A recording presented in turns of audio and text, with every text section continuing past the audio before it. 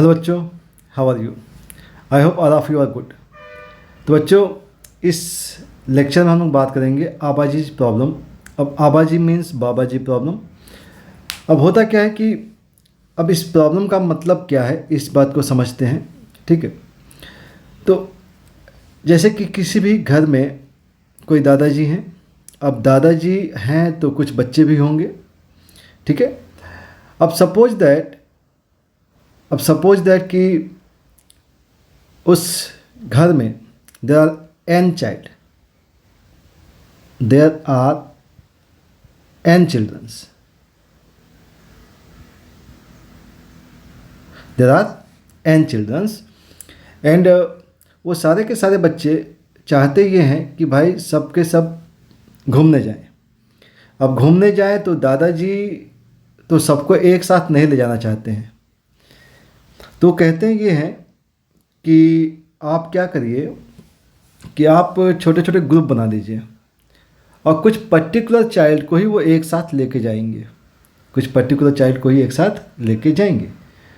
तब यहाँ पे क्वेश्चन ये बनता है कि भाई अगर छोटे छोटे ग्रुप बन जाएंगे तो दादाजी को हर एक ग्रुप के साथ जाना पड़ेगा। तो दादाजी कितनी बार बच्चों के साथ बाहर जाएंगे, और यहाँ पर कंडीशन ये भी लगती है कि कोई भी एक बच्चा कितनी बार बाहर जा सकता है। और ध्यान ये रखना है कि अगर आपके पास n चिल्ड्रंस की बात हो रही है तो यहाँ पे जितने भी ग्रुप बनेंगे, each group has different formation. Group क्या है? डिफरेंट फॉर्मेशन की होगी। अब डिफरेंट फॉर्मेशन का मतलब क्या है कि मान लीजिए कि किसी भी ग्रुप में 3 बच्चे जाते हैं, राम, श्याम एंड घनश्याम। राम, श्याम एंड घनश्याम, अगर ये 3 बच्चे किसी ग्रुप में जाते हैं तो नेक्स्ट ग्रुप जो होगा वो हो सकता है कि राम हो, श्याम हो, क्या हो, राम हो, श्याम हो, और यहाँ पे मान लेते हैं कोई एक नाम ले लेते हैं बेटा, गीता। राम, श्याम, गीता, ये 3 बच्चे जाएंगे। मतलब अब ये ग्रुप और ये ग्रुप क्या हो गया? डिफरेंट हो गया। ऐसा भी हो सकता है कि हमने यहाँ पे राम लिख दिया और यहाँ पे हमने राहुल लिख दिया, राजू लिख दिया, राहुल लिख दिया। ये भी कैसा ग्रुप है? डिफरेंट ग्रुप है। तो क्वेश्चन यहाँ पे ये बनता है कि भाई डिफरेंट ग्रुप्स होने चाहिए और डिफरेंट ग्रुप्स में जो बच्चे सभी के सभी आइडेंटिकल नहीं रहेंगे, मतलब कोई ना कोई बच्चा चेंज होगा। तो क्वेश्चन यहाँ ये बनता है कि दादाजी हाउ मेनी टाइम्स दादाजी अदरवाइज आबाजी विल गो। ठीक है, और दूसरा क्वेश्चन ये बनता है कि each child, how many times each child will go, कि एक बच्चा कितनी बार दादाजी के मतलब ग्रुप में जा सकता है। ठीक ना? तो होता क्या है कि यहाँ पर कि भाई दादाजी को जितने भी ग्रुप बनेंगे उतने ग्रुप के साथ दादाजी को जाना पड़ेगा। इसका मतलब ये है कि number of group is equal to होगा दादाजी विल गो, दादाजी को जाना पड़ेगा। और दूसरा केस ये बनता है कि भाई अगर मान लीजिए total number of child n है और each group contain n child, each group contain r child. कितने? r चाइल्ड हैं। तो अगर r चाइल्ड हैं यहाँ पर, एक minute, group contain r child, तो हमने यहाँ पे थोड़ा सा करेक्शन कर देते हैं, r चाइल्ड। तो ग्रुप क्या बनेंगे? तो ग्रुप बनेंगे n total number of person है, उसमें से r बच्चों का selection, NCR number of group बनेंगे। ठीक है ना? Each group contain r child, तो NCR। तो number of group is equal to दादाजी विल गो मीन्स दादाजी will go number of times NCR। ये सिंपल सा आंसर हो जाता है। अब बात आती है कि ईच चाइल्ड विल गो, तब बच्चा कितनी बार जाएगा। तब सिंपल सी बात इस चीज़ को समझनी है हमें कि भाई अगर ग्रुप की बात की जा रही तो राम जो है, अगर मान लो राम एक ग्रुप में है, राजू हैं और राहुल है, तो राम कितनी बार इस ग्रुप में जा सकता है। तो राम के लिए बात ये होती है कि हम इन दो को चेंज कर सकते हैं। राम को फिक्स कर लिया, मतलब एक ग्रुप ऐसा फॉर्म करते हैं जिसके अंदर एक बच्चा जो है परमानेंट फिक्स है, एक बच्चा फिक्स है, बाकी दो चेंज हो रहे हैं। तो अब अगर एक बच्चा ऑलरेडी सेलेक्टेड है, वन चाइल्ड ऑलरेडी सेलेक्टेड,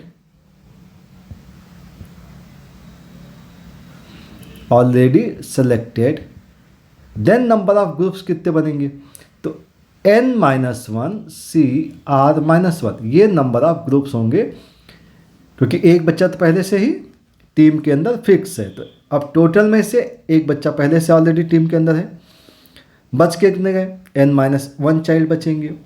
अब हमें उस ग्रुप के लिए कितने पर्सन चाहिए, R, और एक बच्चा ऑलरेडी टीम के अंदर आ गया। तो हुआ क्या, तो हुआ ये कि भाई एक बच्चा जब ऑलरेडी टीम के अंदर आ गया तो मुझे सिलेक्शन कितने चाहिए, R-1 चाहिए। तो n-1 CR-1, तो इसका ये आंसर हो जाएगा। ठीक है, आई होप आपको ये कॉन्सेप्ट अच्छे से समझ में आ गया होगा, आबाजी प्रॉब्लम। ठीक है, तो अब यहाँ पे हम लोग क्वेश्चंस की बात करते हैं। क्वेश्चन ये दिया गया है, इफ़ आबाजी want to take 7 grand children. तो ध्यान रखिएगा कि यहाँ पे नंबर ऑफ चाइल्ड जो है, नंबर ऑफ चाइल्ड कितने हैं, 7 हैं, to the park without taking same 3 child together, without taking 3 child, मतलब ग्रुप के नंबर्स, मतलब नंबर ऑफ चाइल्ड मतलब n की वैल्यू की बात की गई है, number of child in a group is equal to 3 दिया गया, और यही वैल्यू हमने बात की थी कि वह वैल्यू क्या होती है, R होती है। तो हाउ मेनी टाइम्स दादाजी विल गो, तो सिंपली इसका आंसर क्या आता है बेटा, number of group is equal to दादाजी will go.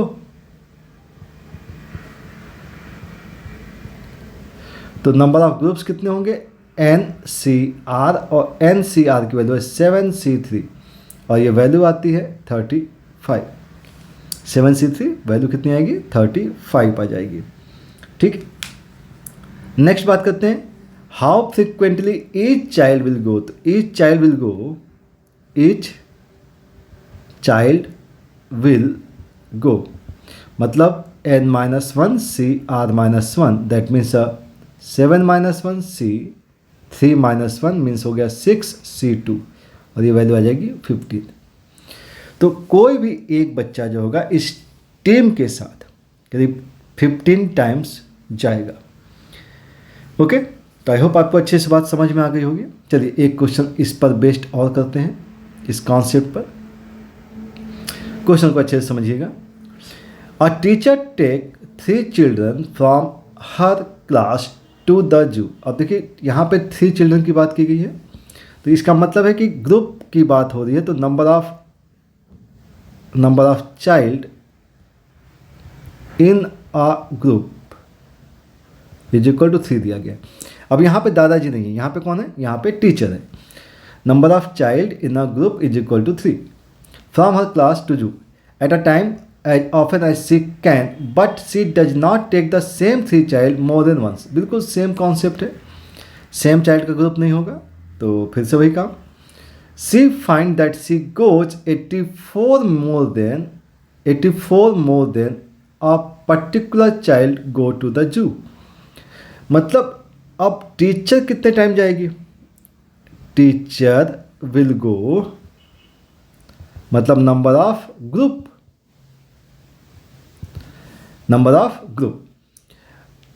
More than a particular child go to zoo. अब चाइल्ड कितने टाइम जाता है, चाइल्ड विल गो मतलब फॉर्मूला क्या था बेटा, n-1 CR-1। Find the number of child in a class. तो n क्या है, n नंबर ऑफ चाइल्ड है, नंबर ऑफ चाइल्ड। चलिए, तो teacher will go means number of group that is NCR, और NCR मतलब R की वैल्यू तो यहाँ 3 दी हुई है, 3 का ग्रुप है। तो NC3 is equal to teacher कितने टाइम जा रही है, 84 more times than a child n-1 CR-1। अब इसे हमें कैलकुलेट कर लेना है, ठीक है। तो NC3 n-1 CR-1, तो R की वैल्यू तो 3 थी, यहाँ पे तो हम क्या लिख सकते हैं, 2 लिख सकते हैं। तो ये हो गया बेटा n factorial divide by n-3 factorial, और डिवाइड बाई हो जाएगा 3 factorial is equal to 84 plus n-1 factorial divide by 2 factorial and n-3 factorial. Calculate कर लेते हैं, सिंप्लीफाई, तो यहाँ से आएगा n-1 n-2 और डिवाइड बाई 3 फैक्टोरियल कैंसिल हो जाएगा, तो ये हो जाएगा 6। माइनस का यहाँ से देखा जाए तो ये आएगा n-1 n-2 डिवाइड बाई 2 आ जाएगा इज इक्वल टू आएगा 84। अगर कॉमन ले लिया जाए तो यहाँ से n-1 and n-2 common divide by 6 भी कॉमन लेते हैं, तो यहाँ वैल्यू क्या बच जाएगी बेटा, n बच जाएगी माइनस का, ये कॉमन हो चुका है तो 3 आ गया इज इक्वल टू आ गया 84। दैट मीन्स ये 3 कॉन्जिक्यूटिव नंबर्स हैं, n-1 n-2 and n-3 is equal to आ गया 84 6 तो 84, तो 24 और 48 तो 504 आएगा, ठीक है। अब 504 है तो n की वैल्यू चेक करनी है, तो n की वैल्यू देखिएगा यहाँ पे, तो इसकी जो वैल्यू आएगी, इसकी वैल्यू आएगी, इसका मतलब कुछ ऐसा ब्रेक करते बेटा, देखो 11 12 13 कुछ ऐसा ब्रेक किया जाए तो 6 हो गया, नहीं ये नहीं होगा, ये होगा कुछ n की वैल्यू 9 10 11, देखिए 9 10 11 तो 90 नहीं होना है, ठीक है। तो ये आ जाएगा, कुछ तो करना पड़ेगा 84 72 12 7 जा, देखते हैं चेक करते हैं, 12 इंटू 7 इंटू 6 हो गया है, तो 12 को 4 3 तो 4 3 7 और ये 3 इंटू 2 ये 8 हो गया, 7 8 9 7 8 9 ऐसा कुछ हो जाएगा, 9 8 9 हो जाएगा, 7 8 9 हो जाएगा, तो 7 8 9 आ जाएगा, 7 8 9। तो इसमें सबसे छोटा नंबर कौन सा है, n-1 है, और यहाँ से देखा जाए तो सबसे छोटा नंबर कौन सा है, 7 है, तो n-1 की वैल्यू 7 आ जाएगी। तो यहाँ सबसे छोटा नंबर कौन सा बेटा, n-3 है, सॉरी छोटा नंबर कौन सा है, n-3 इज इक्वल टू 7 है, तो यहाँ से n की वैल्यू जो आएगी n इज इक्वल टू आ जाएगा 10, ठीक है ना। तो ये थोड़ा सा कैलकुलेशन थोड़ा सा ध्यान रखना पड़ेगा, और इसको स्प्लिट करना अच्छे से आपको आना चाहिए, ठीक है ना, ये अच्छे से आपको आना चाहिए। चलिए, तो ये जो केसेज थे बेटा, ये सारे केसेज किसे थे, दादाजी प्रॉब्लम के थे। तो आई थिंक आपको अच्छे से चीज़ें समझ में आ गई होंगी, ठीक है ना। और यहाँ पे सारे केस कैसे हैं कि कोई भी एक बंदा एक पूरे ग्रुप ऑफ चाइल्ड को, स्टूडेंट्स को कहीं पे लेके जाता है, तो उस केस में सॉल्व किए जाते हैं, ठीक है। ओके, तो अब बात करेंगे नेक्स्ट कॉन्सेप्ट की। तो नेक्स्ट कॉन्सेप्ट देखते हैं, नेक्स्ट कॉन्सेप्ट क्या है, कपल प्रॉब्लम और pair problem. Couple problem and pair problem, ये बहुत इंपॉर्टेंट पार्ट है, बहुत अच्छे क्वेश्चंस बनते हैं। अब पेयर प्रॉब्लम या कपल प्रॉब्लम दोनों का ही हम लोग सेम टाइप से डील करते हैं। कपल प्रॉब्लम मतलब husband wife problem, husband wife problem, ठीक है ना। या पेयर प्रॉब्लम तो जैसे शूज़ की प्रॉब्लम है, सॉक्स की प्रॉब्लम है, जो पेयर वाइज हो गए, ग्लव्स की प्रॉब्लम्स होती हैं, ठीक है ना। वहाँ पे हमेशा क्या एक कॉम्बिनेशन होता है, लेफ़्ट राइट का, पेयर की बात हो रही है, फिर कपल की बात होती है तो हस्बैंड वाइफ का। तो इन चीज़ों को बहुत अच्छे से समझना है, ठीक है ना। अब बिल्कुल उस टाइप से फील करना है कि जैसे कि आप चीज़ों को सामने रख के काम कर रहे हैं, ठीक है ना, वो चीज़ें सामने हैं आपके, ठीक है। तो जैसे कि मान लीजिए आपके पास एक क्वेश्चन दिया हुआ, उसको बहुत अच्छे से समझेंगे। और एक has 5 pair of shoes, 5 pair of shoes, number of ways which 4 shoes can be selected. ध्यान रखिएगा 5 पेयर है यहाँ पे, और यहाँ पे 4 शूज़ की बात की गई, तो मतलब 5 पेयर ऑफ शूज हैं, मतलब 10 शूज हैं, उनमें से 4 का सिलेक्शन करना है।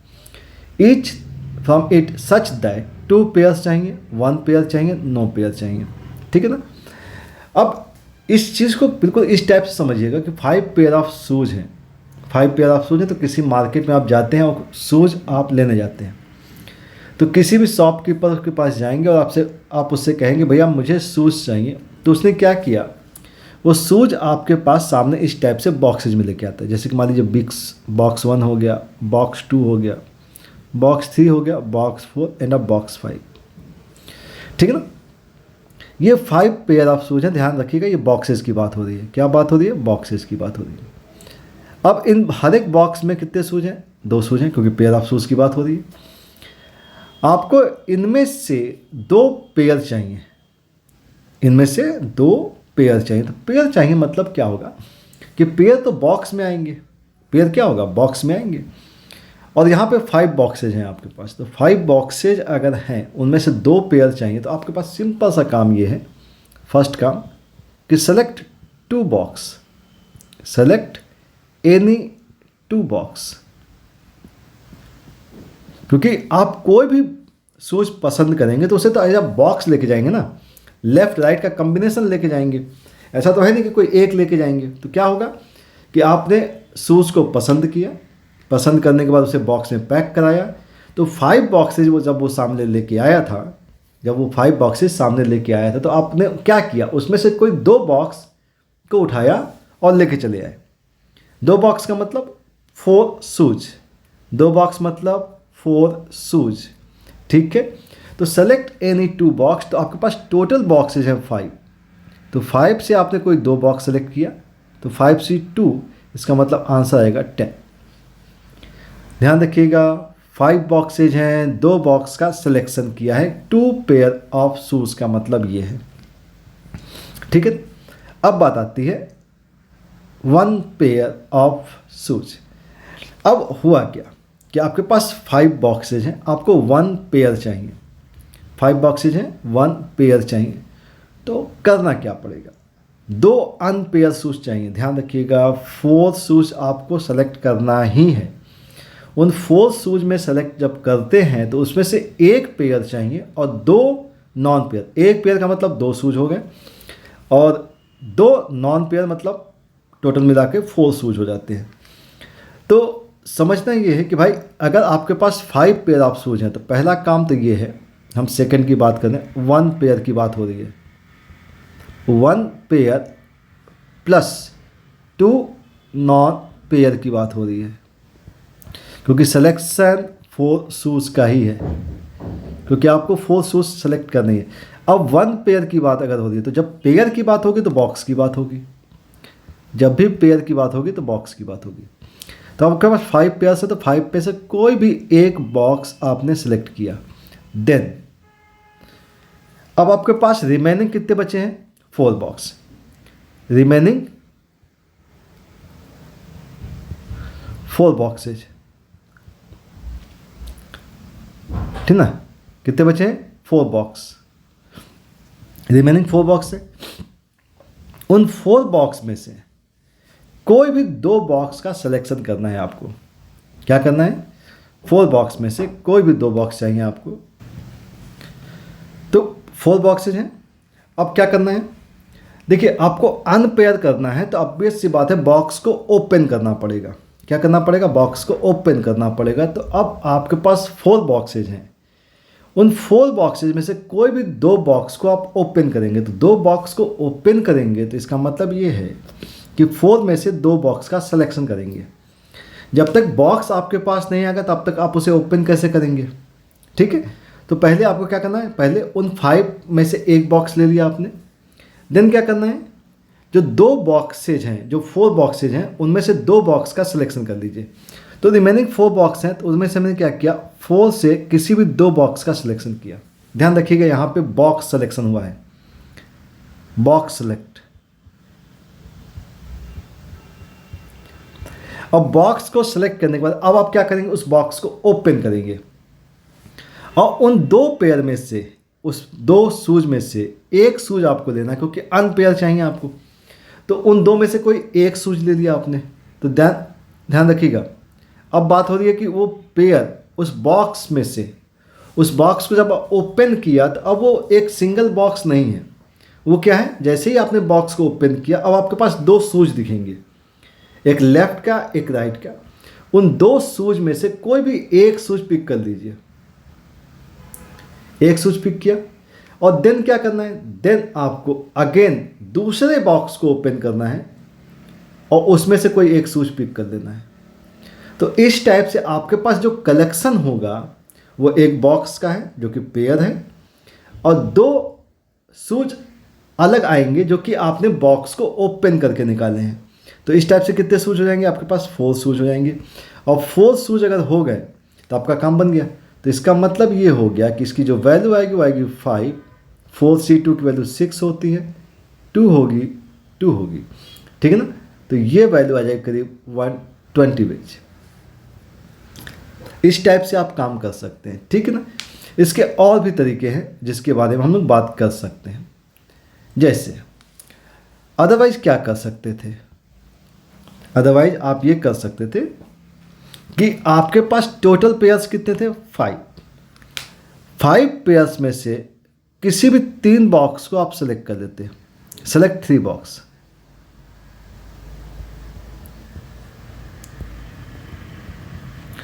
थ्री बॉक्स का सिलेक्शन हो गया। अब क्या करना, 2 बॉक्स तो वापस गए। अब आपके पास कितने बॉक्सेज हैं, 3 बॉक्सेज हैं।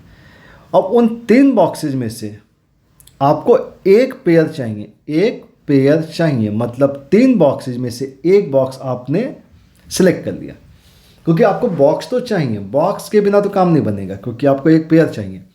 तो सेलेक्टेड पेयर में से 3 पेयर्स हैं आपके पास, 3 पेयर ऑफ शूज हैं, बॉक्सेज हैं, उनमें से किसी एक बॉक्स को सिलेक्ट किया। ध्यान रखिएगा 3 मतलब 1 बॉक्स सिलेक्ट कर रहे हैं, 1 बॉक्स सेलेक्ट किया गया, कहाँ से, सेलेक्टेड 3 बॉक्स से, सेलेक्टेड 3 बॉक्स।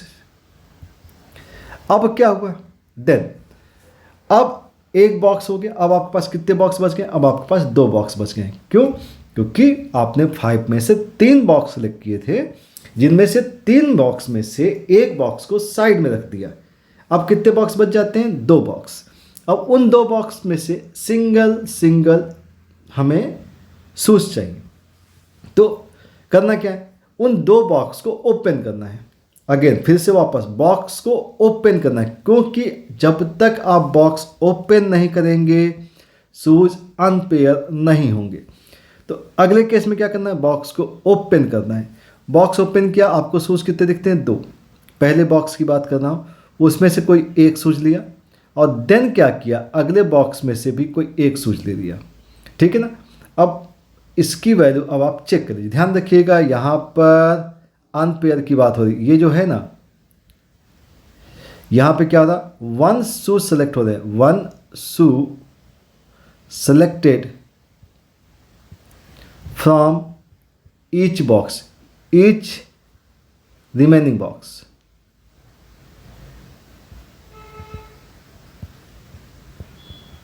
ठीक है, तो अगर देखा जाए तो 5 से 3 की वैल्यू 10 हो जाएगी, 3 की वैल्यू यहाँ हो जाएगी और ये 2 × 2 हो जाएगा, तो ये वैल्यू आ जाएगी 120। इस टाइप से भी आप काम कर सकते हैं, ठीक है। तो बहुत अच्छे से बातों को समझना है, ठीक है ना। नेक्स्ट बात हो रही थी नो पेयर, कोई भी पेयर नहीं चाहिए, कोई भी पेयर आपको नहीं चाहिए। तो नो पेयर की बात करते हैं, तो 3rd number condition, no pair, आपको कोई भी पेयर नहीं चाहिए। अब कोई भी पेयर नहीं चाहिए तो अब इस चीज़ को समझिए, जब पेयर नहीं चाहिए और 4 शूज़ चाहिए, तो 4 शूज़ के लिए आपके पास 4 बॉक्स होने चाहिए, क्योंकि हर एक बॉक्स से आपको एक शूज़ निकालना है, हर एक बॉक्स से एक शूज़ चाहिए आपको। तो अब आपके पास रिक्वायरमेंट कितनी है, 4 शूज़ की, तो 4 बॉक्सेस चाहिए। 4 शूज़ के लिए 4 बॉक्सेस चाहिए। तो पहला काम ये करना है कि 5 में से 5 बॉक्सेस से कोई भी 4 बॉक्स का सिलेक्शन कीजिए। देन 4 बॉक्स आ गए अपने पास। अब फिर से वापस सिंगल शूज़ चाहिए आपको, सिंगल, पेयर की बात नहीं कर रहा हूँ मैं, सिंगल शूज़ चाहिए। तो क्या करना है कि भाई पेयर वाले बॉक्स को, एक बॉक्स को ओपन कीजिए। ओपन कीजिए तो कितने शूज़ दिखेंगे आपको, 2 शूज़ दिखेंगे। उन 2 में से कोई कितने लेने हैं आपको, 1 लेना है। 2 में से 1 का सिलेक्शन होगा। तो हर एक बॉक्स से को ओपन करना है। कितने बॉक्स हैं, 4 बॉक्स। उन 4 बॉक्स को, हर एक बॉक्स को ओपन करिए।